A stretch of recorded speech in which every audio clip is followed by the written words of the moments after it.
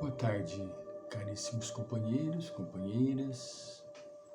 Estamos de volta para podermos dar prosseguimento aos nossos estudos. Estamos agora fazendo uso do livro Pensamento e Vida, de Emmanuel, em parceria com Francisco Cândido Xavier. Nós falamos sobre a introdução, tivemos a primeira mensagem, tivemos a segunda mensagem, a primeira mensagem, espelho da vida, a segunda mensagem, a vontade. E a terceira mensagem, que nós vamos estudar hoje, intitula-se Cooperação. Para tanto, nós vamos rogar a misericórdia de Deus que nos abençoe. Abençoe-nos a todos que estão participando deste nosso humilde trabalho de estudos. Excepcionalmente, Senhor, pedimos a companhia dos mentores espirituais, aqueles que dirigem os nossos trabalhos e, em especial, a equipe memorável de Emmanuel, com seus emissários, com seus companheiros de trabalho, para nos dar o esclarecimento, a fim de podermos passar com a maior claridade possível o significado das suas mensagens. Um pouquinho de música para relaxarmos. Tenhamos um bom estudo para todos. Vamos ouvir um pouquinho a melodia.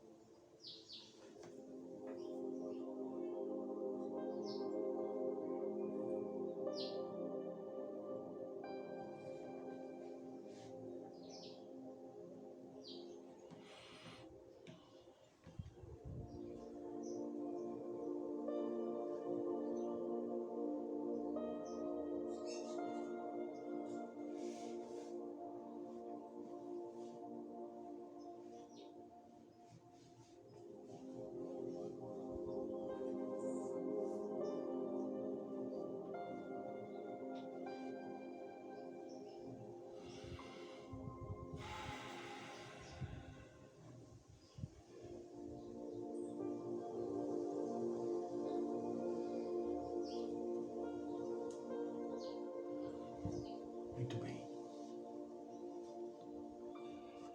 Paulo, na sua carta aos Coríntios, capítulo 3, versículo 9, ele diz assim: pois somos todos cooperadores de Deus.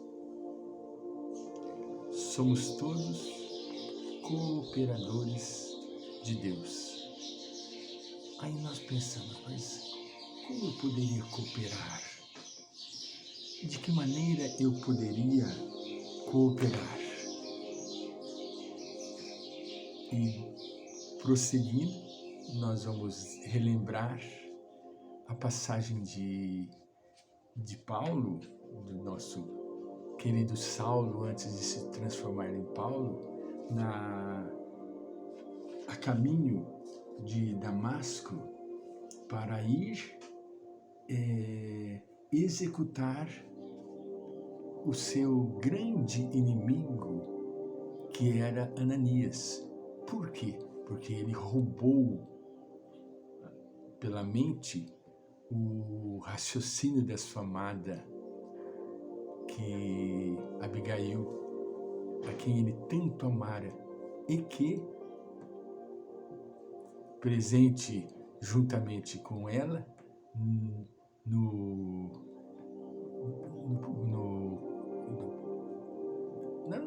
na sala de execução, no livro Paulo Estevão nós vamos ver muito bem isso, quando ele julga Estevão ao apedrejamento.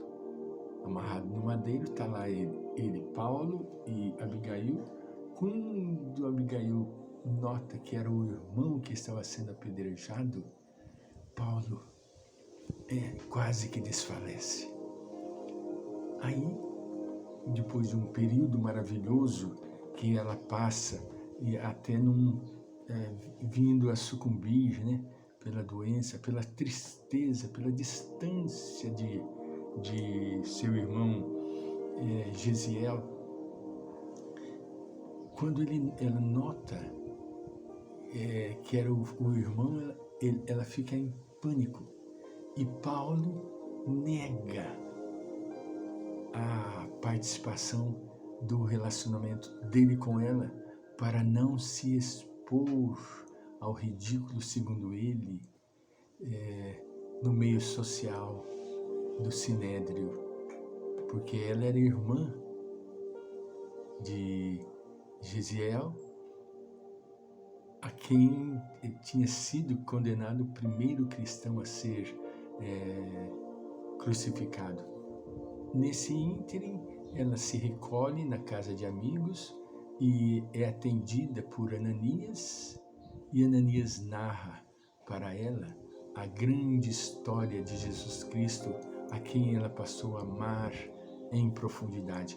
E Paulo, com o ciúme extremo e delirante, ele vai para Damasco encontrar Ananias e também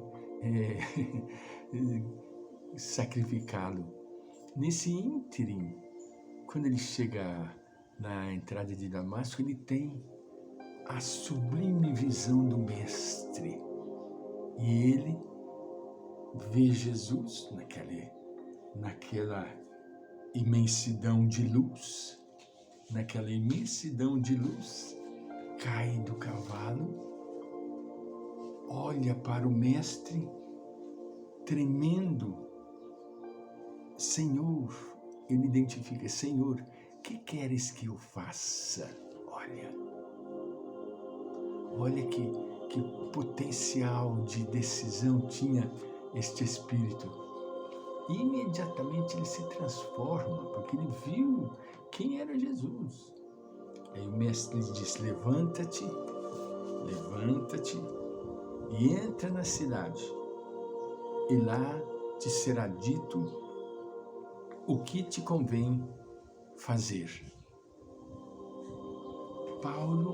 Saulo levanta, entra na cidade, e na cidade ele vai ser tratado, se hospeda, os seus companheiros, amigos que estavam junto com ele, abandona, porque ele estava variando, ele estava louco, não é?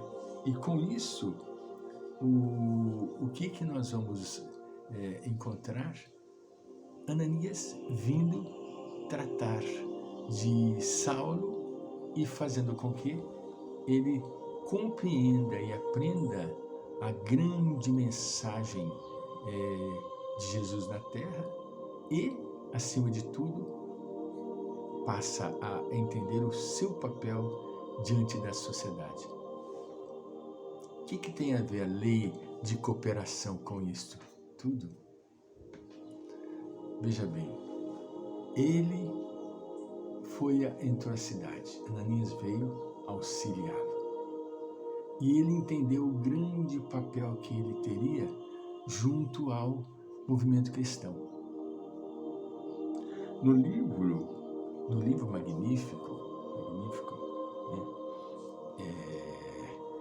nós vamos encontrar no Livro dos Espíritos o grande trabalho que é da lei de cooperação.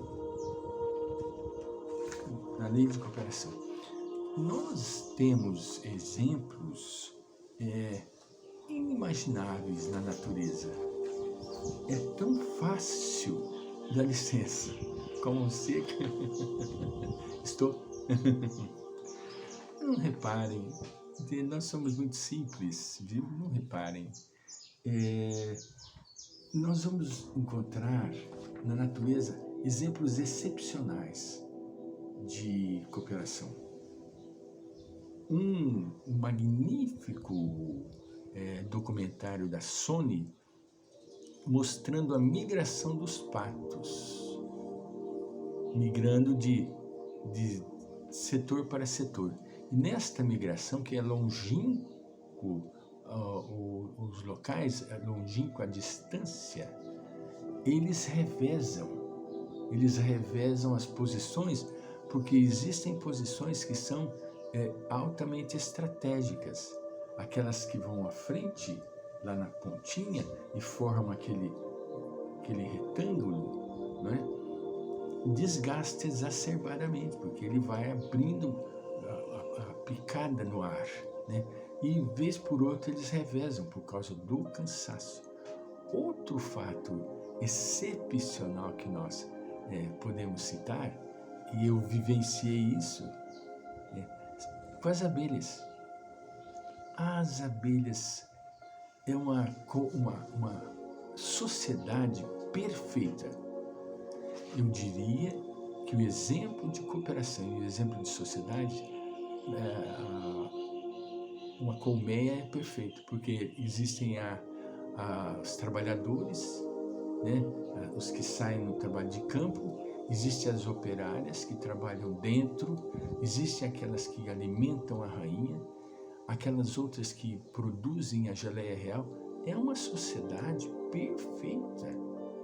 Chega a época em que o favo está pronto, todo fechado, elas colocam uma leve camada de cera sobre o favo para proteger o mel contra qualquer tipo de ataque. Uma sociedade perfeita, onde a cooperação impera, a lei de cooperação impera. Nós deveríamos aprender com a natureza, porque nós sofreríamos menos, nós vamos voltar.